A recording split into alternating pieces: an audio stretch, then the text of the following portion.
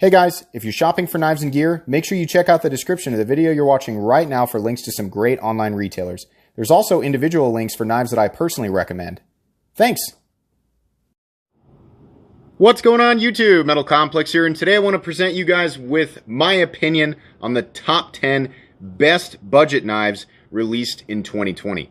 2020 was not a great year, obviously, but for whatever reason, it was an incredible year for budget knives. The bar was set so high this year. I handled so many knives this year, so many budget knives, so many expensive knives. It was just crazy. I feel very confident about this list. Christmas is coming up. I wanted to get this video out well in advance, so if you guys are looking for a gift for yourself or a gift for a loved one, budget knives are excellent knives to give as gifts. You know, if you're trying to get somebody into the hobby or just introduce somebody to a better folding knife than whatever it was that they've been carrying, right? This is a great way to do that. And a lot of knives on this list, if you've never experienced them, I highly recommend every single one of these.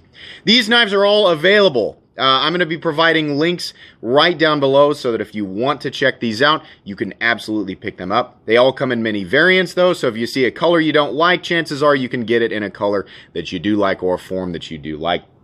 Thanks so much to my generous patrons who are supporting me right now. If you'd like to support this channel, you can find my link for Patreon right down in the description. Your support means the world to me, and please make sure to follow me on Instagram at metal_complex. Each of these knives does have a full comprehensive review on this channel of me physically handling the knife. So if you don't like the screen recorded stuff, I understand. Just type in Metal Complex and then the name of the knife on YouTube and you'll find my review on it, or you can go back through some of my playlists. Let's start off here with the CGRB Feldspar. By the way, these are in no particular order. At the end of the year, I'll do, I guess, an awards thing where I say which knives are the best in every category. But anyways, the CGRB Feldspar I did confirm with CGRB. Even though the knife was conceptualized in 2019, it did not hit shelves officially for people to buy until 2020. And because of this, it didn't make anybody's list in 2019. So it'd be a crime to not put this knife on the list. It is I have to. I told them about it. I said I'm gonna put it on the list, right? It was early 2020 when this thing hit the shelves, and they sent me one, and I did a giveaway and gave it away as part of the group giveaway on my channel, right? But I repurchased this knife. I love this knife. It comes in at something like $37 to $40. D2 and G10. They also come in micarta, a bunch of different colors here. Excellent access to the thumb studs, excellent blade geometry, contoured scales, minimal hardware, so many things that I look for on my checklist, right? If you want to know, what it is that I look for in a budget knife, I've actually got a series called Quest for the Perfect Budget Knife where I go over all of these things in detail. This knife, absolutely deserving of the list, deserving of a spot on the list. Check this knife out for sure. Moving on here, the QSP Penguin, yeah, absolutely. I've said this many times. I've actually come to appreciate this blade shape day to day.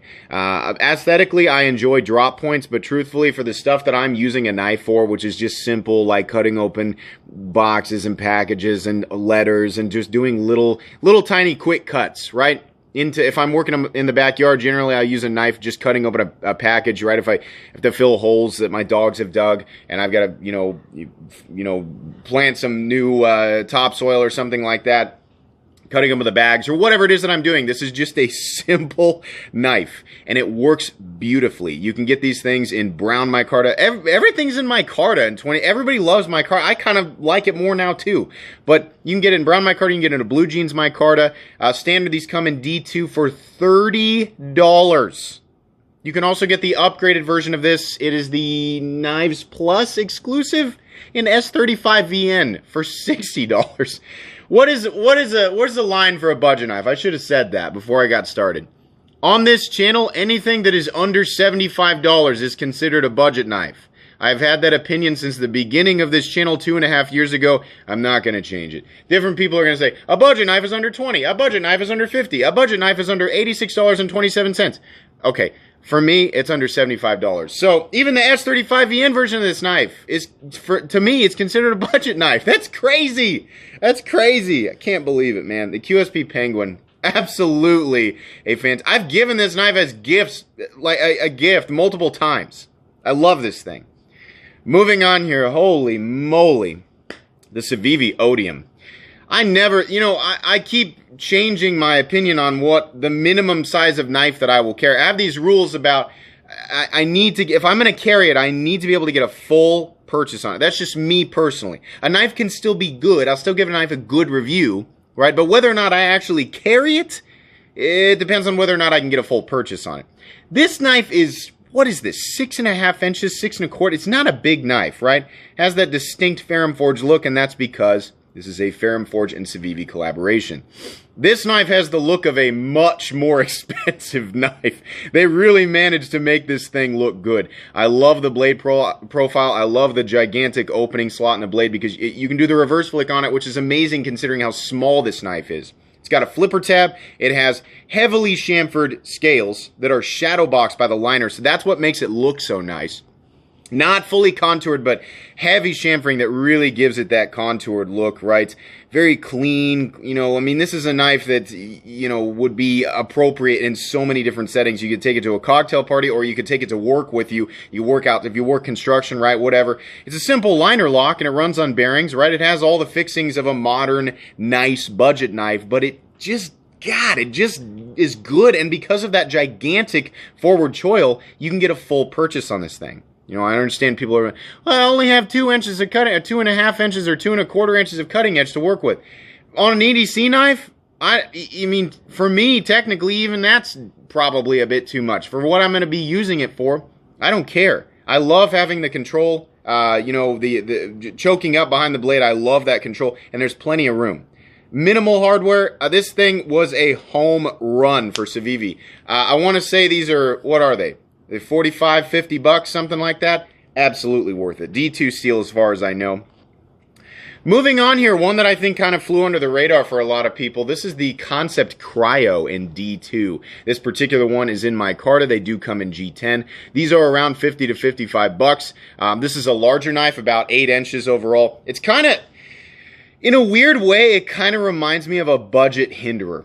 Obviously, the Hinderer XM18 is a frame lock and uses much more premium materials and is made in the United States, so there are a million differences, but the profile of this knife makes me happy as a Hinderer fan. The actual Hinderer does not have an opening slot, but this one does, and it gives you that kind of, fidget factor that we all look for whatever reason, right? Obviously, we don't need fidget factor in our knives, but do we want it? Yeah. Fidget factor was a big deal in 2020, and it's only going to keep growing. People like to buy knives to sit around and screw around with them, when they're not using them, which is the other 99% of the time. Yeah, blade profile's great. D2, still, D2's a great steel. I understand we're getting more and more and more interesting steels in the budget knife world, but is D2 still worth it in 2020? Yeah, absolutely. Concepts quality has always been great. I don't have a problem. I've handled many Concepts this year, budget and expensive, from their high and low ends, and I just don't have a problem with it. This is minimal hardware. It's got a good look to it. Fairly robust, but not so robust that it's something you won't want to carry. The pocket clip's decent, right? Good flipping action, runs on bearings. Yeah, it's kind of, if you've always thought the lines on the XM18 looked good, this is the XM18 is 425 bucks. So if you like that look, right, you don't mind the Micarta or the G10, D2, this is a good alternative, right? Absolutely a fantastic gift for yourself or a loved one. Moving on here, I had to take this picture because I couldn't find one with a white background. This is the Lightning OTF Elite. Now, truthfully, this was just a marginal step up from the Lightning OTF, but the Lightning OTF is definitely one of my favorite budget knives of all time, and it's been around forever. This is a Grindworks exclusive. You cannot get this anywhere else but Grindworks right now, unless the Lightning OTF company has their own website. I don't know. Truth be told, it's still confusing as to whether or not this is actually the same company that created the Lightning, because the Lightning shows made in Taiwan, whereas this one shows made in China. And it looks an awful lot like the Bolt, other than the blade profile and some other things, right? Which was a budget version of the already budget Lightning OTF. There's a lot of confusion there, but I handled both. I actually own both. Bought both brand new, took them apart. You can actually go back and watch that video where I open it up. This has a single spring in it, but it's a little bit more robust than the springs on the Lightning. But the Lightning has 2 springs. The Lightning's a little bit more, clunky and kind of It rubs on the way out.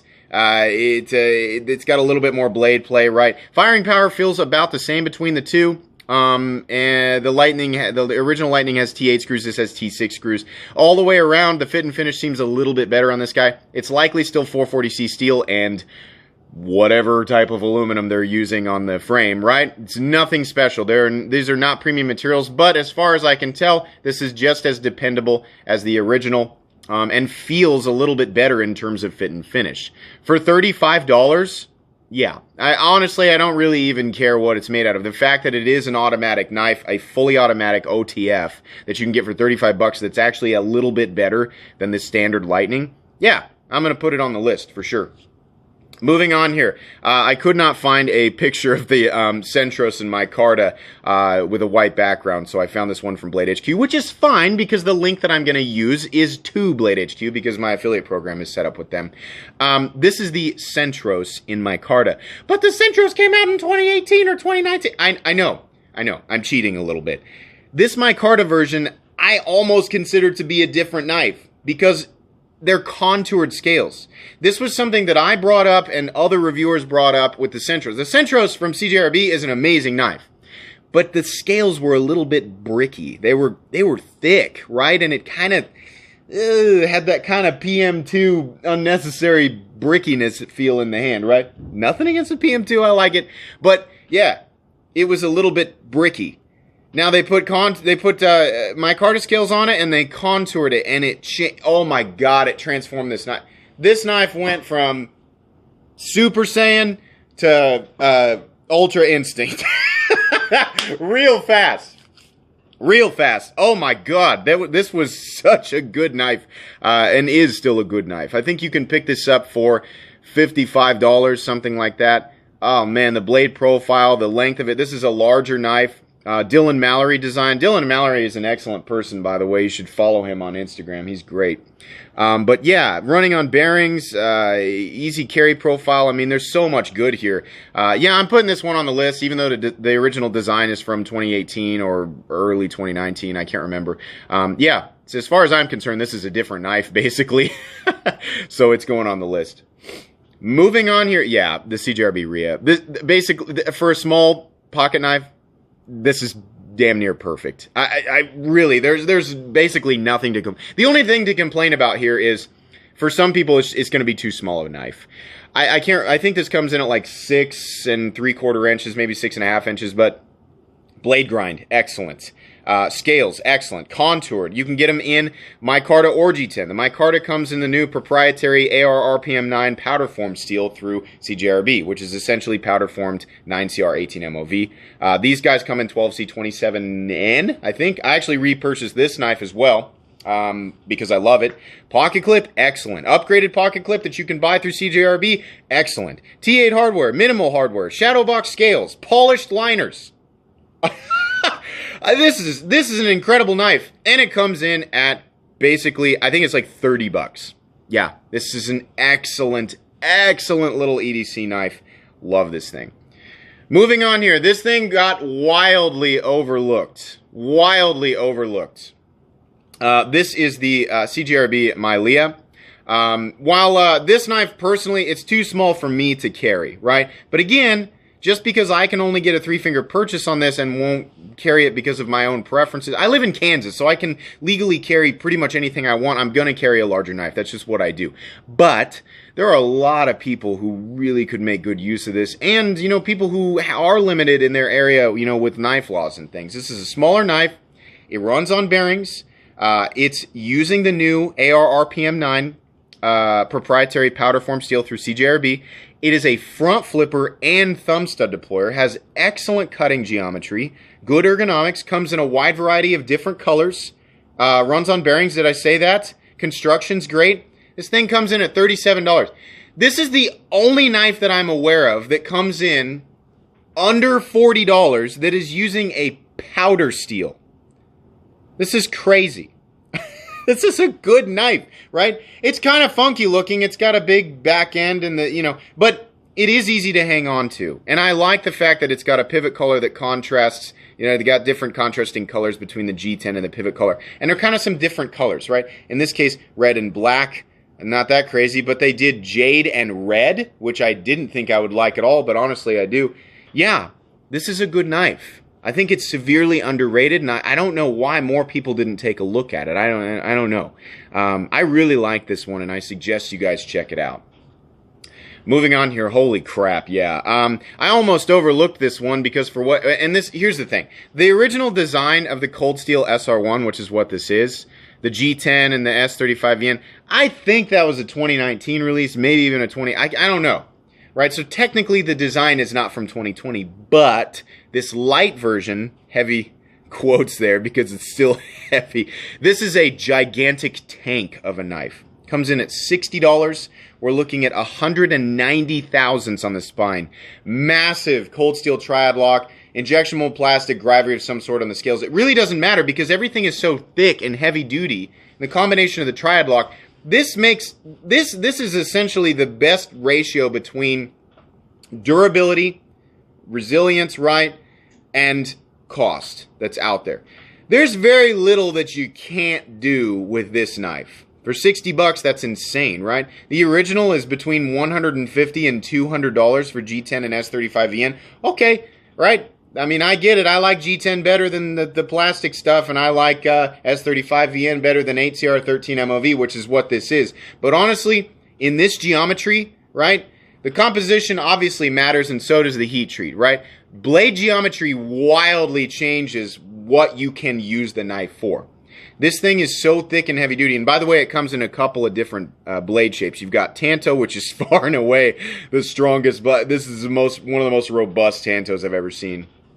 And then you have the clip point, which is actually what I have. I like the continuous belly, right? Both of them are insanely durable. I went out and beat on this thing when we went to the lake this last summer, late summer actually. We went to Texas and went to the lake, and I just used this for whatever I felt like using it for. I did some ridiculous stuff. We were actually, and not that this is something that you would normally need to do with a knife, but we were stabbing it into a tree and basically just prying up pieces of, you know, wood and everything. I know people say, poor tree, why'd you do that to a tree? I don't know, because I had to test the tip durability, right? But yeah, the triad lock did not falter. The pivot didn't falter. Because of the way that it's constructed, the scales, while they are plastic, they are extremely thick. I just recently recommended this knife to a buddy. He was like, I need something mega overbuilt that's not going to break the bank. I don't want to carry a fixed blade. I want to have the convenience of a folding knife. And I said, dude, say no more. Cold Steel SR1 Lite. That has got to be the toughest knife out there. I mean, truthfully, the only time you're going to find a knife that's tougher is within, I mean, the Cold Steel line, right? And a lot of them are going to cost a lot more money. There's a lot of light models out there from Cold Steel. I liked this one the best. This was the one that really caught my eye. The pocket clip's a little bit of a bummer, and it's using T6 screws, but yeah, for the most part, if you need a knife that's going to survive a bomb blast and you don't want to break the bank, the SR1 Lite is insane. Moving on here to perhaps the greatest budget knife of 2020, and perhaps one of the greatest budget knives that's ever existed. This is the CIVIVI Orpheus. This knife comes in at base at about $40, and is using, I just sent mine off to Nick Shabazz, so I don't have it here. I believe it is D2, might be 9CR18 MOV. In any case, it doesn't really matter. Both of those steels are great. I think it's D2. It also comes in stainless Damascus if you want to pay a little bit more money for it. Now, the scales on this guy are FRN, which normally I'd be like, you know, but because of look how they did this, the milling on it. They've got those horizontal texturing, or those diagonal texturing lines. They've got a faux bolster thing going on, which I think looks really great. Honestly, because it's got the steel liners underneath, you don't get that cheap hollow feeling from this guy. You do get a feeling of, you know, extremely lightweight, balance, but durability all at the same time. Fit and finish is, of course, excellent because this is a CIVIVI knife. It is razor thin behind the edge. Razor beam thin behind the edge. Whatever. Let's make a new term. Razor beam thin, right? Whatever. Clip point blade is excellent. This is an excellent EDC knife. Not a hard use knife, right? Not necessarily the most versatile blade in the world, but for those of you just needing a simple, inexpensive pocket knife that's going to make short work of whatever it is you're going to do with it, right? Simple opening packages, boxes, breaking down boxes, whatever. it's nearly perfect. It is essentially perfect. Flipper tab and a slot so that you can wheel it out, you can reverse flick it out, where you can thumb flick it out, you can flip it. It's got excellent fidget factor. The scales are heavily chamfered and contoured, and you can get a full purchase on this knife if you're like me and wear an XL glove, which basically just means you have an average size hand. It's got a deep carry clip that's pretty good. Minimal T8 hardware. Check, check, check. Left-handed position for the pocket clip, left-handed mount position for the pocket clip, even though it is a right-handed liner lock. This knife is excellent. The only thing they could have done to just make it a little bit better is fix that bill on their pocket clip, which is not bad. The pocket clip is about a B. If I had to give it a grade, I'd give it a B, right? It's okay. If they had made this in G10 and charged me an extra $5, I basically would have said this is perfect. But that's just a preference thing in terms of feeling of texture and solidity of the material, right? G10 to me feels a little bit more solid. Again, because this thing has steel liners, and honestly, because it's a budget knife, I just really don't care that much. They did a good job making this look and feel not like plastic. But at $40, I don't really care. This is stupidly recommendable. Stupidly recommendable. I'm not saying you absolutely have to go out and buy it, but whatever's a half step back from that, yeah, that's how I feel about this. If you want to give a good knife as a gift to somebody who is either a knife person or not a knife person, the Savivi Orpheus is definitely one to look at. Guys, that is pretty much it. These are all candidates for best budget knife around. You know, honestly, the Savivi Orpheus is... I'm still thinking about it. There's a couple that are fairly close to the Savivi Orpheus. The Savivi Orpheus is really, really kind of locking in my head in this position for the best budget knife of 2020, but we'll see. Towards the end of the year, I'll do something where I kind of tell you guys what I think about the best of the best. Yeah, as of right now, those are my favorite budget knives of 2020. All of them are recommendable. You should check them out. Like I said, links down in the description so that you can check out each of these knives individually and all of the different variants that they come out in. Please make sure to follow me on Instagram at metal_complex. Guys, if you enjoyed this video, please leave a like. If you'd like to check out my other content, I do, of course, have lots of videos of knives that are either expensive or inexpensive that I do or don't like, so check those out. And if you enjoy all my content, go ahead and click on that Metal Complex logo right there and subscribe because there's definitely more coming. Thanks again for watching, everybody, and have a great day.